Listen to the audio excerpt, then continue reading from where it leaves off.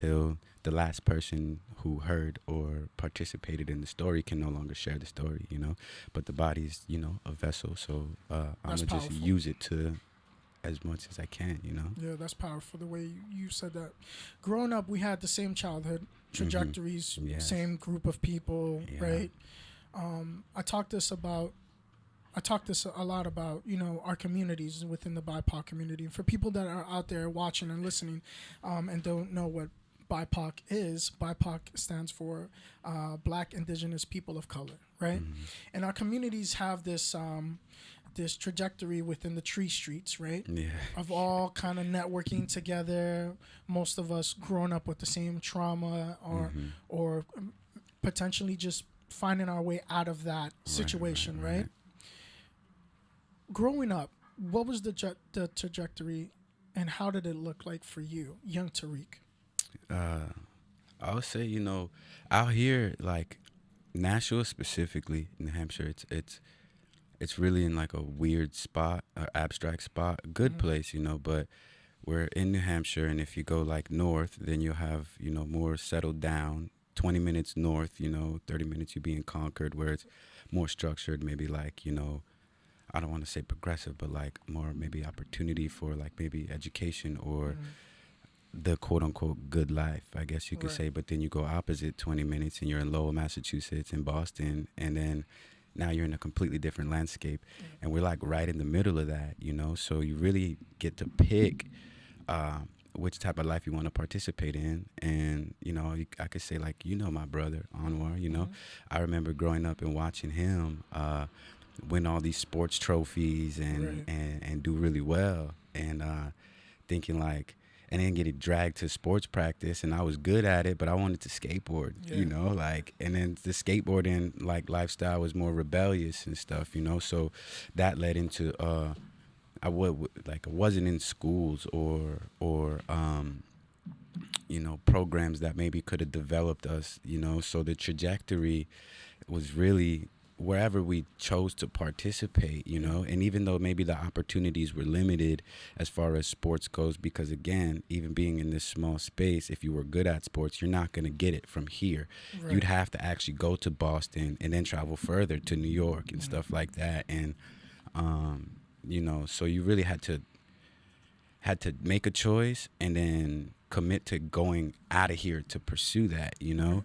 For me, obviously, you know, there was a couple different avenues. I was participating in some of the stuff, but then at the same time participating in the you quote unquote not so good stuff, you know, hanging around down in these tree streets where here there was no opportunity. You know, things are changing over here. I'm watching this building Yeah, the get yard built. center. Yeah, man, you Yeah. know, and I know what this used to be, you Right. know, and Alice shoe store. yeah, bro, and it was that forever. And then, Yeah. you know, looking over here, I can look around in these spaces and just see a young me doing like not maybe conscious of what was happening outside of the tree streets, you Right. Yeah. know, Yeah. Yeah. what was happening on a larger scale. We didn't Mm. have that representation, I guess you could say. So I thought I would just be here forever, you know, Yeah. on Vine Street forever and become Pablo Escobar from Vine Street or something, you know, or Yeah. like, you know, and yeah, the trajectory, it's changed a lot, but I think it's because I maximized the bad, you know. Yeah. I went to the extent of as bad as I could get, you know. I got arrested on every single street here, you Yeah. know. I fought on every single street here. I've also now coming out of like, you know, jails and all these things, I've also ran miles, you know. Yeah. I've walked and wrote songs on every street here now. I've participated in actually progressive conversations on all these streets now because Mm. the perspective has shifted. I've grown, you Yeah. know. So I don't know, you know, for everybody it's gonna be different. Again, it's a choice was like where do you want to land, you know, and Right. then move towards that. If you say, you know, that's what this is, this plus one, you know, I realized I've always been this person that's like gonna go to the max, you Mm. know. I chose that I wanted to be a punk or whatever, you know. So Yeah. I was gonna be the most punk. Like I was gonna be the worst one in the neighborhood, you Yeah. know. And I think I achieved that. There Mm. may be some. There's a couple homies that I know that are but they're not going to get an opportunity back out here, you know. Yeah. They really went to the max, and they're always going to be gone now, you know. So yeah, the trajectory is really, again, man, here it's so diverse, you know, wherever we choose to put ourselves.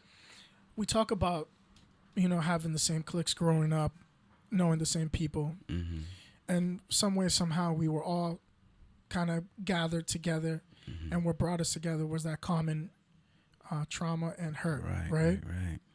For you, what was your journey like, and what were you hurting from back then that kind of just felt like I could be good at sports, but that's not where my passion is, right? And you're kind of seeking and you're running through that lifestyle, right? And you kind of seeing these role models that for somewhat of a reason you felt that was an escape out because there was some type of money involved or maybe potential, you know, a better life on the other side. Right. Yeah. At what point in your life, you know, did you say, man, this is not something that is for me? Well, honestly, bro, I think, again, man, like, we all maybe think right when we're in these spaces. So like you just said, we are all connected by these traumas, right? And all connected from, like, we're stuck in this little hole together, you know, and we didn't really have representations of what to do to get out of it, you know. I remember thinking, if I go back and look at my elementary, you know, they have you say, like, what do you want to be when you get older, you know? Right. And it all says, like, I want to go to the NFL or the NBA. I don't play sports these days, you know? I don't even watch them, you know? And not because I don't think that they're interesting. It's just I'm like a participative person. So if I can't get in it, then I'm really not going to even look at it, you know? And being in that space, I think for all of us as young people, I think everybody was lost here. Nobody knew what they were doing, bro. And we're all looking to each other for the answers. And none of us really had dads. None of us really had, you know, maybe an uncle that might have, you know, had some perspective for us and things like that. But we're just lost kids and relying on each other. My mom was working, you know, and raising 4 kids, you know, like, and then trying to teach us to be like young men. Like, how could she do that, you know? So we're looking at each other, and then, you know, there would happen to be one of us out of the group that decides I'm the leader of the group. And then that means that whoever they're choosing as their role model and how they're going to conduct themselves, that's who we're going to follow, you know? And if they chose wrong, then we chose wrong. And I think, you know, being 13, I mean, I was already by 13, I think I had already spent 12 and 13 almost the whole time in youth detention, you know? And every time I would go, I'd come back and say, yo, guys, like, we can't really do this, you know? Like, this sucks. You guys haven't been there yet, you know what I mean? And like, that's really stuck. We think we're stuck here, but that's really stuck. You don't get to get out until they choose to let you out. So I would raise your hand to speak. You raise your hand to eat. Tuck your shirt in, this, that, you know. You can't really, and everybody is, again, just so damaged. It's just literally this neighborhood moved into a space that you actually can't leave. We can get out of here, you know. There, you don't have the keys anymore, you know. So your decisions are not yours anymore. And then going to youth detention wasn't even like it wasn't even like a scary thing because all the homies were there. Like, I'm going to the boys club and I don't even have to leave. Like, I get to have sleepovers every night. Like, you know, I seriously found comfort in youth detention. Out here was more uncomfortable because there was no guidance. There was no structure, you know? There it is. We're left to our own devices to, I had to make the rules out here. I don't have the perspective on making rules. I actually thrive in jail because I know exactly what I got to do, you know? Out here, I didn't know what I had to do, you know? So maybe there was, again, like a look, but the people that were doing well didn't look like us. So we're all dependent on each other for information that we don't have, you know? And it took a long time, bro, all the way until I finally, just to, you know, answer your question, until I finally got smacked with like a really long sentence. By 23, okay, 13 to 23, that's 10 years. I was already locked up for 7 of them, right? But it was incremental. I got to come back for 2 months, 3 months, 6 months, you know? And then at 19, they smacked me with a really long sentence. And it was like, wow. this is not a game. Like, I'm gonna spend my life here, you know. And I did spend my young adulthood. I became an adult there, and what I had to do was learn how to give myself rules, because when I got out, nobody was going to tell me to make my bed. Nobody was going to tell me the importance of having a routine and having structure. People get that taught to them from parents or uncles or schools or something like that. And again, we didn't have that. We just had each other, and we didn't have any information. So we're finding comfort in that trauma, comfort in this confusion, you know? Yeah. And so, yeah, it was really just that really long sentence. And I learned how to give myself rules. And you put yourself in a situation where you want to do better, and you surround yourself with new members that you've never seen before. They can't relate to you because they don't have your background, they don't have your upbringing, right? They don't understand your circumstances and your surroundings, to the point where you feel like an imposter. Right, for sure. You feel like an imposter in a situation. I don't belong here. Exactly. You know? I've gone to school with individuals where I would have a conversation with, and I thought I had a relationship with, growing up, and bumping into them in areas completely different outside the norm. They're in a different trajectory. What was done, that structure is already established for them because of the guidelines. That comes with generation, right? For sure, yeah. We don't have that. Yeah, no. So for me to step into a system that is basically generational built. Yeah, where you didn't have a... Exactly, and I didn't have that. I don't come from financial literacy. I don't come from a financial background. I don't come from, where situations were made, where educations where my parents went to this college, and this is where everything lines up for me because they know best. I'm going from a mother just like yours that works a 7 to 3 to 11. Yeah, you know what I'm saying? It's madness to think they could do that. And the fact that I'm not able to, some way, somehow, because of my mental state, my mental health, just try to contribute by what they assimilate as a good kid. Right. Because I don't know what is that example like? Right. Because everybody that I'm around is not a good kid. Right. Society has painted us as punks. Right? Yes, absolutely. So trying to pursue that, right? And trying to assimilate and trying to find that path within, and yet try to protect yourself from all the toxicity from what society, from what the judge, from what your guardian ad litem or your attorney, all these people that have some type of stigma, right? How did you push all of that aside and say, I'm not going to fall under their perception. I want to make my own trajectory. Yeah, well, because time is not on your side at this time. 7 years. Yeah. That structure wasn't at home. Nah. It's like, hey, make sure you guys eat. Make sure you do your homework. I'll be back at 11, let's say, right? Right. You got older brothers. Hey, make sure you take care of your younger siblings. But we don't know. I'm an older brother, right? Yeah. I'm the same age as your older brother, right? Right, yeah. So that's a lot of pressure for me to look at my younger brothers and sisters and say, listen, I don't know. I don't got to figure it out yet. We're going to try to figure it out together. Right. But please stay out of trouble. Right, for sure. But and then so to touch on what you just said, the only other thing is that as you're trying to like maybe lead this example of what you know is right for them, you're only going to be embraced for what's wrong amongst the peers, right? So like that's the commonality. I talked about this before, they thought like judges, parole officers, school systems thought that me going to jail was like such a bad mark on my record. They didn't realize that my peers were actually embracing me for that I was trying to go to jail because, when my homie when I did something and my homie got blamed for it, I was like, nah, he didn't do that. I did that. Those are my stripes, Wow. Let me get in trouble for that. So when I come back, everybody knows what I'm about, because this is what we embraced as young lost people, you know what I mean? Being misguided and then having only representations through rap, and that were just so flawed, because these are, again, flawed men.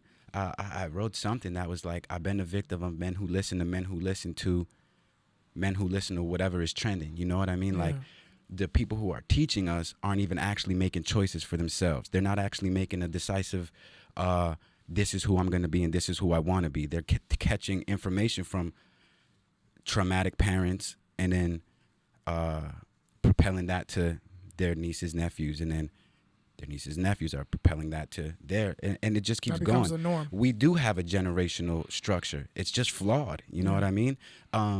You don't, yes, you don't. We don't get to say my parents went to Yale, but I do get to say my brother's doing life, you know, and I bet I can, you know, when I go to prison, I get to be with him, you know. I do get to say that. I do have a structure, and it's been already established for me. So separating from that is a really, really lonely process because you isolate yourself. We were talking about this. Yeah, man. Everything that you know, everybody that you're comfortable with, and they start looking at you like a weirdo. Yeah. I spent a lot of time being a weirdo, bro. And now it's worked out for me. Right. So now all of the homies that were, I would sit in prison, all right, and I'd put a towel over my head, and I'd sit at the table, and I'd put books on all of the seats so nobody could sit next to me, and I'd put the towel there because I wanted to just pretend like I was the only one there because everybody that was around me wasn't doing nothing beneficial. I mean, as soon as I got there, some of the homies approached me like, "Hey, here's some Suboxone, sell it to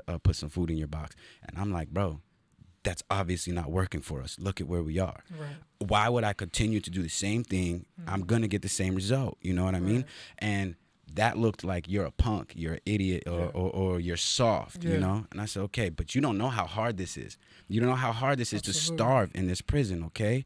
Because I could sell these drugs and then get some money and then put some food in my box. But I'm trying to learn how to do something different because if I don't learn new information, then I'm just going to continue to get the same results. So I sat there for years, bro, ignoring everybody. And they'd all be like, yeah, don't talk to him. He's crazy. Like, some of the homies, they know me. So they're like, nah, he's not really like this. He's obviously just going through something. He's going through a phase. He'll be back to gang or you know, trying to buy guns or whatever in a couple minutes. Like, just let him go through this process. I committed to it. I committed to what I was doing. I really committed to the process. I really committed to being a weirdo because I needed to separate from what was actually weird, which is why are we killing ourselves? You know, we're being given the tools to ruin ourselves, and we're literally doing it at a fast pace. So I committed to being a weirdo because I thought what they were doing was weird. Now it's working for me, right? My career is well. I'm across the country doing, you know, what my first drawings, they look like a 6-year-old's drawings. I started drawing at 19 years old. My bunkie came in and told me, bro, you suck at drawing. That's never going to work for you. Just stop. And I said, bro, that's the perspective I can't have because if I'm not good at it, why would I stop? If I want to be good at it, I should keep doing it. That's right. And eventually I'll be good at it. That's now right. Now I get the messages. Yo, bro, you really followed through. I'm so proud of you. Oh, my God, you're so good now. And I'm like, that's awesome, but I'm not done yet, you know? I still have so much room to grow. And the only thing that's so beneficial was the perspective, you know, and learning that I don't have to stay where they put me, you know? I get to choose where I want to go. If I decided tomorrow that I want to work for NASA, I will. I don't know when, you know, but I'll spend every night on my books, you know? I'll spend every night. I didn't speak Spanish when I left. They wouldn't help me learn Spanish while I was there. I came back fluent in Spanish. After I learned Spanish, I was like, well, I'm still here. I might as well learn French. I taught myself through books, bro, reading, commitment, how to speak 2 extra lines. I could barely even read English when I got there. Everybody wanted to interrupt me. Everybody wanted to call me a weirdo again, you know, but they're not doing this now. You know, they're either doing the same things. And I even said, like, dude, if I'm going to sell drugs again, I'm doing it in a lab coat or something, you know, because they're selling drugs too, you know, but they're not going to jail for it, you know, we are. So why are we so okay with just this, like this bottom of the line, you know, lining everybody else's pockets while we sit in depression and trauma and stuff, you know? So separating from that, bro, it was a really lonely process, and you'll be alienated. Because I'll tell you like this, one thing I thought about the other week, I just put my dogs in training, right? And it cost a lot of money, but I love my dogs. They're German Shepherds, really smart dogs. And it was going to be like an extra $1,500 to teach them how to do this trick that they like walk up the wall with their back legs. And I'm like, yeah, that's cool. And right. And I said, but I'm never going to use that. Right. So I made this joke. I was like, you know, unless that trick's going to get me a wife, then that's useless to me or whatever, right? And thought of like the perspective on that, and the homies look at me like, get you a wife, like, you know, you sound stupid, you sound corny. But if I said, I don't know, okay, I don't want to curse here, but like if this trick gets me some chicks or some birds or some groupies, Right.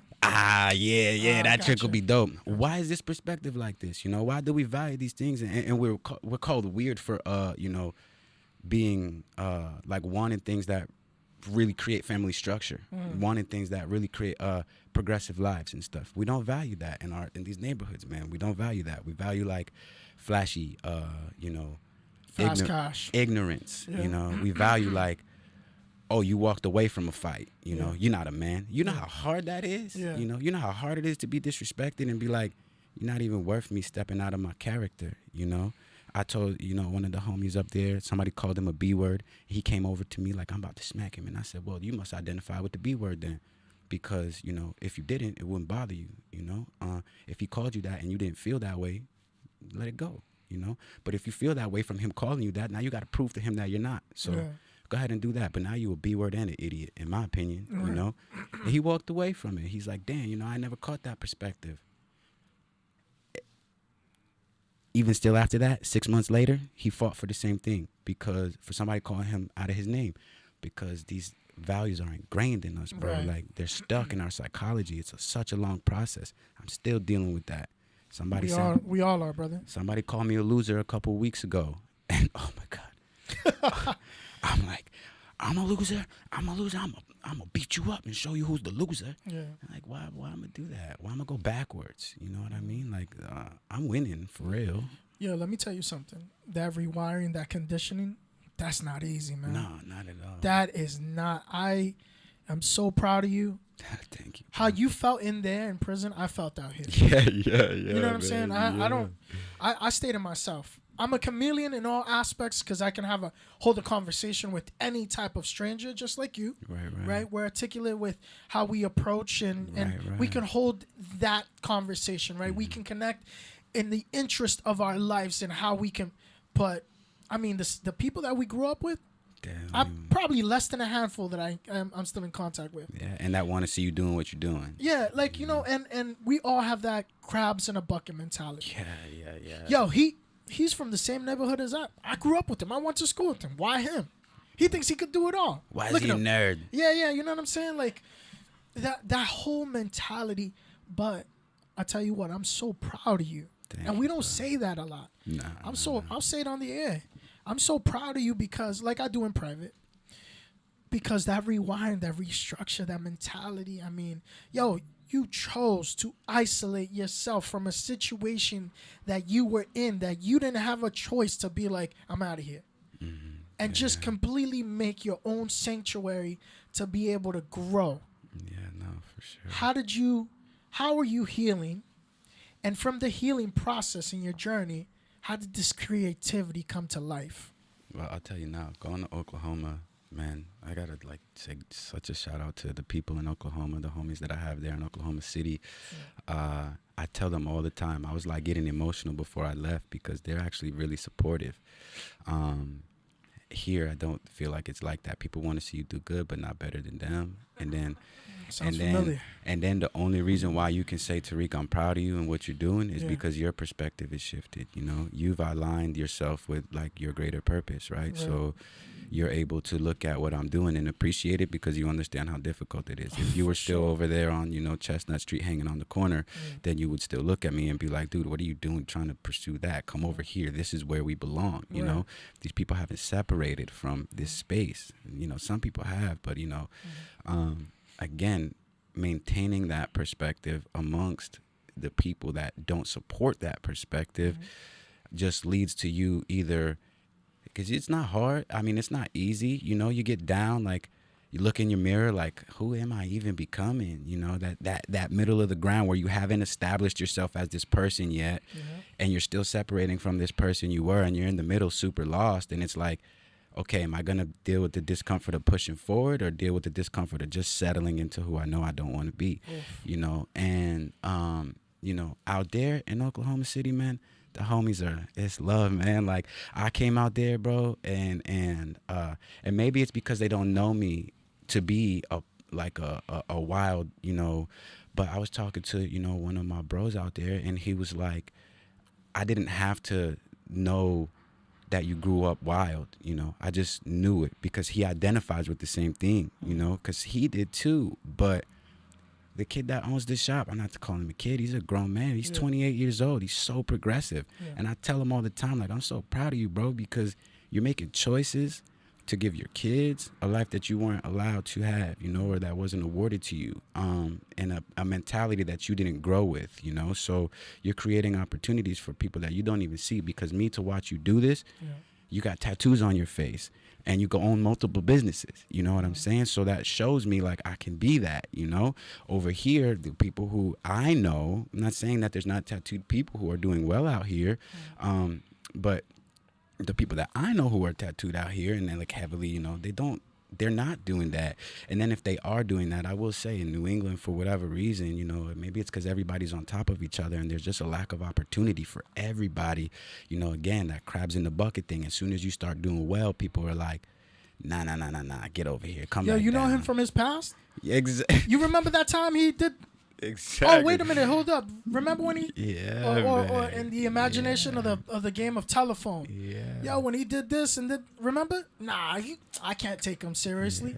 Yeah. They want to hold you to who you were and not who you're trying to be, right. And not acknowledge that again, that process is like, it's hard if you don't believe in it for real. If you really believe in it, it doesn't make it easier, but it does make it like this healing process, separating from people who are stuck. You don't want to leave them behind. You love these people, I love the people here, but one of the older guys that ran a corner store over here, he gave me a perspective one time that I wouldn't have gotten from an older person, because I didn't have people that thought like this. He said, I got like a bunch of my friends robbed me, and so, and I was so hurt, and he told me, he said, sometimes if you're reaching in the water, and they robbed me for things that I was trying to put us onto to help us get up, but he's like, you're reaching in the water and you got to cut off your hand before it pulls in your whole body, because eventually you're just going to get sucked into all that. You may lose a finger, you may lose a hand, but you still got the rest of your body to operate, And separating from that, again, I love my hands, but I love the rest of me too. And trying to bring everybody and who, some people just don't even want to go. Some people don't want to grow, bro. Like, some people are totally cool with right where they're at, and that's fine. There's nothing wrong with that. Not everybody's got to be progressive and stuff.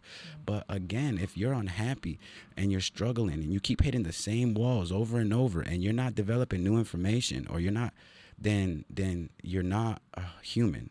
You are I don't want to say unintelligent, but you are existing. You're not living, you're existing. Yeah, you're literally your brain has these abilities to develop new neurons and new things. Your body will generate new cells and take care of itself if you take care of it, and if you keep hitting a wall and then just continue every single day, like, this sucks. My producer's a psych major. Yeah. Jump in, Jasmine. What do we call that? You develop new neural pathways in your brain. Yeah. So just like all of the work that he's been doing, healing and changing the way that he's been moving, he's literally creating new neural pathways in his brain, which didn't exist before. Yeah. And that's just how strong our brains are. That when we decide to make the flip or the switch or change a habit in our lives, your brain will develop a new pathway so that it can continue to heal and follow through on whatever new habit you're trying to create. Yeah, how long does that take to develop? It takes about more than 6 weeks. Really? Yeah. I thought we were talking about years here, because I know it's 30 days to change a habit. Yes. And 6 weeks to rewire. Yeah.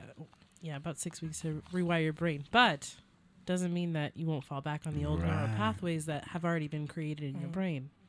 And it's easier because they're already there. They're so once already you go there, back, and those trains have already been moving for a long, long time. Now, this new neural pathway you're creating in your brain, that's a new train. So now you got to find the new conductor to kind of, and that's gonna be a bumpy road. So it takes a while.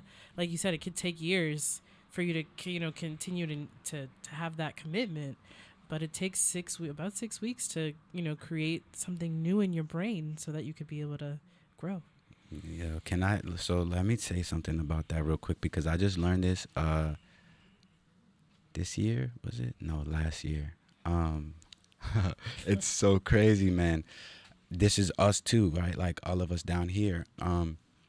You have to raise your bottom line if you want to raise your ceiling. You don't get to, like for me, I can tell you right now, I went to jail so easily because once I got there, it felt good because I'm at the bottom and I can only go up. Right. So when I got out here, I didn't know how to conduct myself out here. I'd be out here for 3 months and be like, oh my God, I don't know how to keep this job. I don't know how to go to school and this and that. I'm gonna just go back to jail, because it felt like progress, Wow. If I went back to jail, then I was now on my way to getting out, and then I'd parole, and then everybody would be like, good job, you're doing great. And I'm like, oh, yeah. And then I'd hit a wall out here, and now I don't have the information to go past this wall, and so I'm just going to go backwards, go back to jail. And then I realized, because I was in an apartment in Manchester last year, in this little studio apartment, and it looks like a jail cell, I sleep on the floor a lot of times. I had a girlfriend, and we would sleep in separate beds because I just couldn't be comfortable sleeping in the same bed as somebody. I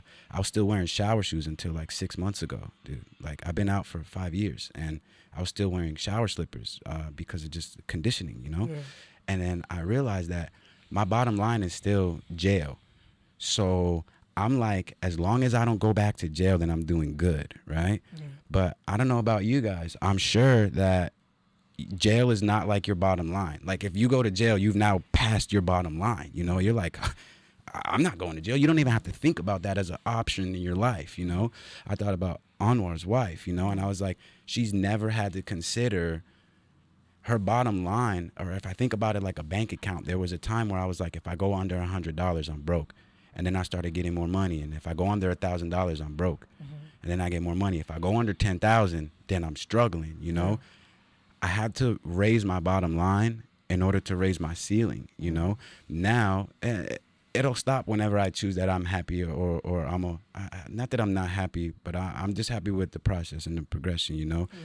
But getting out of, okay, these are the habits I have and these are the neural pathways that I have, and if I just keep going back, then I'm still going forward. If I keep going back, then I'm still going forward. And instead saying like, oh crap, I'm here and I don't know how to get there. But if I just stay still right here for a minute, I don't have to go back. I don't have to go backwards in order to go forward. If I just sit still for a minute, I'll get the information. Or if I start talking to people, or I start reading, or maybe I do some of the things that I used to, like say, start exercising, or start maybe reread a book that got me to maybe I missed something there. But I don't need to, I just told, my girl this, like, I don't need to get arrested to realize that I'm on my way back to prison. I can see it in the way that I'm thinking now. You raised the ceiling. Yeah. When I start reacting to certain things in certain ways, I can see that I'm regressing. I'm moving backwards in my way of thinking. I don't need to. Not a lot of people get to capture that though. Yeah. No. Once it's too late. Self-awareness. Yeah. That's huge, dude. That is. I'm telling you. So, at what trajectory did you know that you were raising your bottom line to being like, and how did you recondition yourself to because a part of that comfort was those shower shoes. Yeah.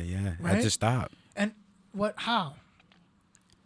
If it's not serving you, man, stop. Right. If it's not serving you and what you want, stop, bro. Right now, I haven't smoked no weed in, a little while now because it's not serving me. There is times where I do feel like, smoking pot is actually helping me. I got ADHD and I can't make my brain stop. To be honest with you, I'm still writing a song in my head while we're having this conversation, because I was writing before I came in here and the train hasn't stopped yet. So back here, I keep getting distracted a little bit, trying to come up with new bars in my head, and I sometimes can't turn that off. So smoking will help me.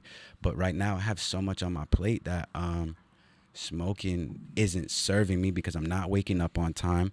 I'm not completing the tasks on my board. So I have to look and say, why am I wearing these shower shoes, man? It's just out of habit. It's just out of comfort. Just one day you were like, I just stopped, man. Yeah. I just stopped. I still will put on shower shoes if I go to a hotel or something, or if I'm staying in somewhere foreign, you know.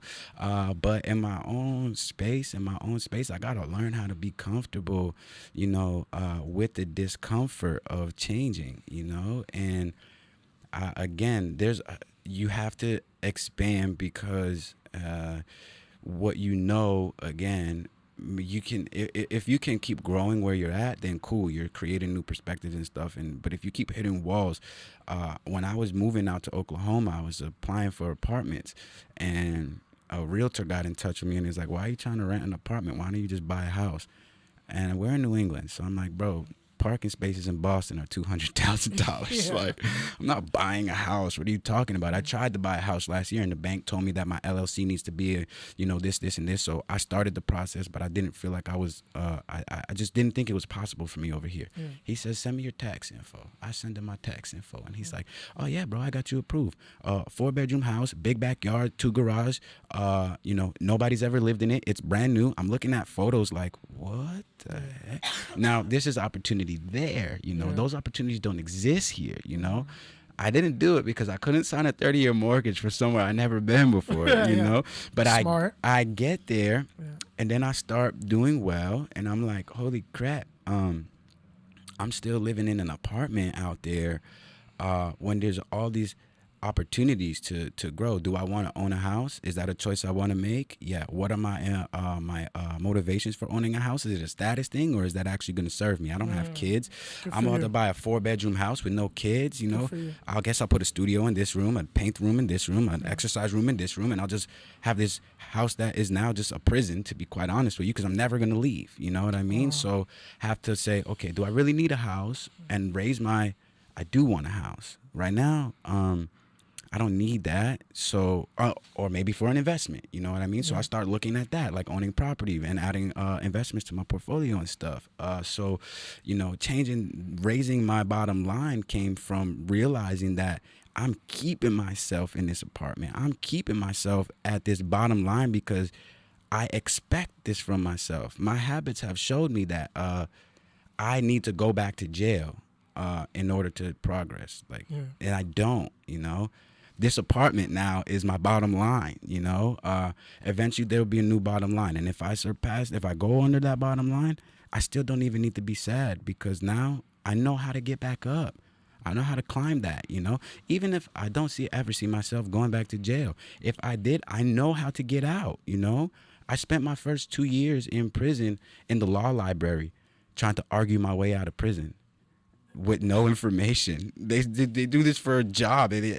And then I realized, like, why am I trying to get out like this? Because if they let me out, I still have all the same information and I'm just going to come back. So I said, you know what? I get out of the law library, or I start utilizing the law library for more than just arguing my case, actually learning new information. And then eventually, when I was about to get out, to be quite honest with you, I didn't want to get out. Because I was like, I'm not ready yet. I'm going to mess up and come back. I need more information. And that's when I knew I was ready to get out, because I didn't just want to get out of prison. I wanted to be out here, Right. Getting out isn't, you don't even have to do anything. You can just sleep. My bunkie slept for 5 years, 6 years straight, We both got out. We went in the same day. We got out the same day, Not like the same bunkie. They moved me around, but the perspective was he got high and slept the whole time, and he got out at the same time as me. We're the same in these bodies. If we're both going to live till we're 80, you got a choice. What do you want to do until you're 80? How do you want to use your body? How do you want to use your time? Right. You want to sleep and watch Netflix? They call me a loser for still making music, even though I don't have a Rolls Royce from it. You're not getting $1 million checks, bro. You invest a lot in Netflix. I watch you guys watch Netflix and YouTube every day, and I swear you've never got a check from Netflix. That's where you're investing your time. So you're telling me that the fact that I'm not getting paid from this stuff, but I'm enjoying the process and I'm loving it, you know what I mean? And I'm happy to do it. If you're enjoying watching Netflix, then cool, do that. Because that's what, if you wanted to be a farmer and plant a gardener, and you were investing your money in your garden, and you never had the goal to be own a flower shop on Main Street, right. As long as you're enjoying the process, bro, like, why are you worried about how am I a loser? Because again, that perspective, like, you just a wannabe rapper. No, I'm rapping, bro, and it's working for me, I'm happy to do it. I'm producing things that I like and my boys like, Let's talk about that. Let's talk about the music, the inspiration between the music and how you became Plus One. Oh man, that is actually it's almost aligned with everything that we're talking about. So I've read like the Bible probably like 3 times front to back. I just finished reading the Quran for the 6th time this year. And if you go back into the introduction of the Quran, it actually was never in the past. It wasn't written down. It was all by memory. So to become an imam, you had to know the Quran by memory. And the reason when you hear Muslims and people in Islam praying and it sounds like a song, like alhamdulillah, it was a song.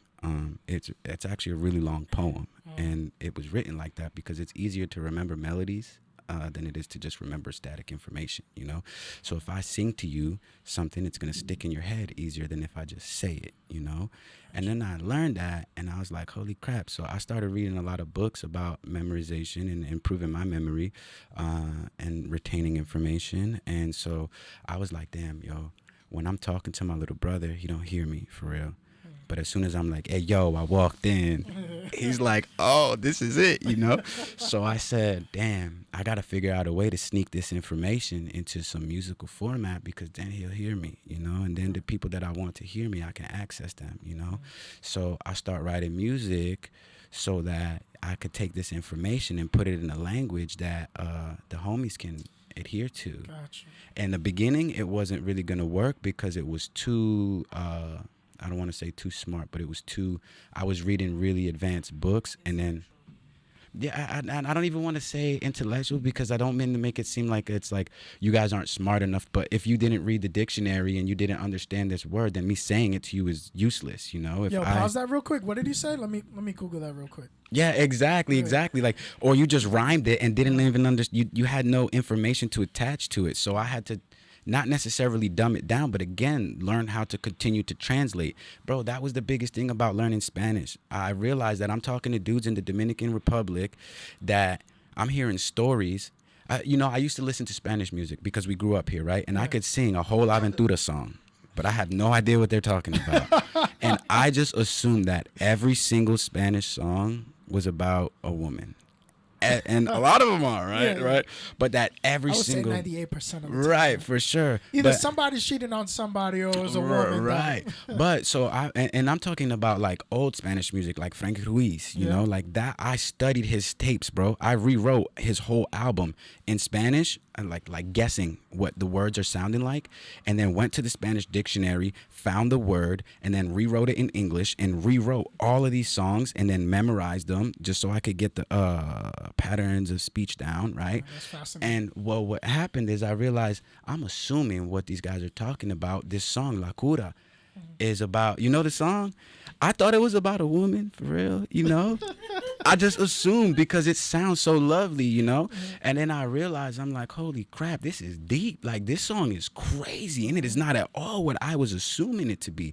So once I translated the information and I realized I'm hearing stories that I would never hear from an American. I'm hearing stories that I can never hear from the perspective of somebody on Vine Street. Right. I'm learning French. Now I'm listening to perspectives that from across the world, bro, that like experiences that are allowing me to expand and then implement that into my life, and even just hearing them in different ways. And so that's why I'm like, okay, hold up, man. I got to figure out a way to get this information to my bros. And then again, I'm using language that they don't understand, So then slowly, I'm starting to get closer and closer because it has to be, to me, it has to be informative, but not in like a nerd way. Because I'm not listening to a nerd, to be honest with you. Well, actually, I'm open-minded enough to listen to a nerd. I don't mind, because I know there's value in it. But a lot of the homies aren't going to do that. So I say, okay, now I got the language right, but now I got to make it like catchy so that it becomes easy to memorize, and then that's hard because even in the song that we'll share, they try to play me like I'm dumb because they don't make it where I'm from, but I do well out here, Okay. It's finding a way to make it again like catchy enough to where the information becomes subconscious, to where they're not thinking anymore. Like again, if somebody calls me crazy or calls me stupid right now, I don't even need to. If somebody called me stupid when I was younger, I'd be like, I'm not stupid, and I'd flip out. I don't need to. Like now, I'm just like, maybe to you, I don't know, but I'm not stupid to me. I know what I'm doing, you know. People will really make you question yourself and your character. So that's where music came from, man. Like for me. It's breaking the code. Is that another psych? Is that another psych? Yeah, she's full of them. She's full of them, yeah. I was just going to say you're breaking the code switching. What's that? Which is like, you know, when people like code switch according to their audience. So you're doing a lot of translating of all this like wonderful knowledge you've got now, right? And for most of us, like if you're in the right environment, you're code switching and you're essentially breaking the code switch and you're making that knowledge accessible. Well, I wanted to talk about, I wanted to Love highlight breaking this. rules. I wanted to highlight this because he's mulatto, half black, half white. And we were talking about, you know, I'm first generation American, you're mulatto, that swinging pendulum, right? Not being too Hispanic to be American, being too American to be Hispanic, being too white to be black, vice versa. Can't be a minority and intelligent. Right, exactly. Right. So, I mean, code switching, for me, you know, stands for trying to assimilate according to your audience or your environment. You know, maybe when we go out to Vine Street and we're seeing some of the homies, how do we connect with them? Is not if I bring you to the mayor's office or the Chamber of Commerce. Oh, yeah. You know what I'm saying? Yeah, so, how are you, sir? Yo, what up, mayor? Chilling. Yeah. So that is something that we self-consciously learn how to kind of just toggle off and on, you know? Well, we have a special treat. I mean, that was. I know it goes. It goes, right? Yeah. Sorry, I talk a lot. No. You were. I'm so proud of you. The intellectual. I mean, this is probably one of my favorite shows. Thank you, man. Already. I'm so happy to be here. Already, because I'm so proud and like, just to hear you speak, man. Just to hear your journey and just to hear how you're evolving, and you haven't capped yet. Yeah, no, you haven't hit that ceiling yet. And it's just proof that people from, you know, these backgrounds, they have the ability to change their neural pathways. Yeah, for you know, sure. if they're given the tools and the resources necessary. Absolutely. We're about to premiere a song, exclusive. Yeah. Tell us a little bit about this song. It's not out yet. I know. but you guys will get it. And again, the chorus it's really important to me because even some of the things that I just talked to you about, getting robbed by my own friends, you know, is in here, and how I had to process that, you know. And again, if you dissect the song, you can, like, I'm always fighting demons. That's the reason that I ghosted, you know, like to continue to fight with the demons and stay in the same situation. You just keep on fighting, you know. You got to ghost these demons and move on and fight new battles and stuff, you know. So, yeah, man. Yeah, you can go ahead. And it's homegrown. We're shooting a video for it tomorrow here in Nashville and Manchester. Yeah, it's cool, man. I love it. They tried to play me like I'm dumb, cause they don't make it where I'm from, but I do well out here. Yeah. I wasn't fake, stuck to my guns, make sure we straight, I get my funds and we'll prevail out here. Yeah. I'm always fighting demons, that's the reason that I go shit. They don't want to see the changes, they just seem to want to post shit. Yeah. They tell me take it easy when I seem to need a roast shit. Yeah. But I can't take it easy, always need to do the most shit. Yeah. My practice important, I fashion my focus. Yeah. No lack in my sources, as vast as the oceans. Yeah. I'm tapped in my core, yes it ain't a shame we don't rap anymore, but I'm back like before. Yeah. They tried to play me like I'm dumb, cause they don't make it where I'm from, but I do well out here. Yeah. I wasn't fake, stuck to my guns, make sure we straight, I get my funds and we'll prevail out here. Yeah. Keep it cool like water. My girl love me cause the jewels like brother. Yeah, not the jewels like butter. Nighttime, me the moonlight martyrs. Yeah. Need a crew like Banksy. Paint a picture with a purpose or the purchase to thank me. Never really been the one that lurkers try to hide shit. Remember when they said they hit it licking, it was my shit. Oh man, they still gon' deny it. But all hands are due to a law, cause I ain't listening, just due to a law. I can't seem to let the facts cause a rule, I'm pursuing a cause. Right? What do you do when your dog switch up, turn cat, start moving like frog? I can't hang with that. You can stay in your lane with that, but you and I not the same with that. Keep the gang intact. I was never really worry about the crown, more so where they hang it at. I ain't just saying that. I was working from the crib to hold it down. Y'all slack, I ain't playing that. I've been displaying that. Always been the type to just load another round and then pick it and then clap that. Life is about the journey, ain't no way and getting past that. Now they seeing all the visions that they left out. They tried to play me like I'm dumb, cause they don't make it where I'm from, but I do. I want the beat to come. It's so bad. I wasn't fake, stuffed Thank in you, my man. guns. That's a good, yeah. Yeah, man. I think we gotta edit the mix a little bit, but yeah. Man. You are your own worst critic as an artist, you know what I'm saying? Yeah. But don't be so hard on yourself. That was an exclusive, ladies and gentlemen. +1. Thank you, man. Tariq, man, what a pleasure. What an honor. What an honor to know you. And what an honor to see you grow, my brother. Thank you. We're all proud of you. Thank you. And likewise. we got much love for you. I couldn't be up here talking if you guys didn't put this together, man, you know? So this is for us. Where I couldn't have done this, right? So you worked on your platform, I'm working on mine, and we're bringing them together to bring to people what they need, man. Exactly. Seriously. This is for us. Yeah. Tell everybody where they can reach you at and how they can get in contact with you. Instagram is Tariq Tattoos. Instagram for music is Te Uno Music, te.uno.music. Facebook is my name, Tariq Hassan Zabuza. I'm going through a rebranding right now. Everything's going to be under my real name. Now I'm not going to go by any aliases going forward, but for now, that's where they can get it, man. Ladies and gentlemen, this was another episode of Asking for a Friend. Shout out to all of our sponsors. Make sure you follow us on all social medias and visit our website at fgmshows.com. Till next time, Asking for a Friend, +1. Let's go. Bro. Hey, I'm Andy. If you don't know me, it's probably because I'm not famous. But I did start a men's grooming company called Harry's. The idea for Harry's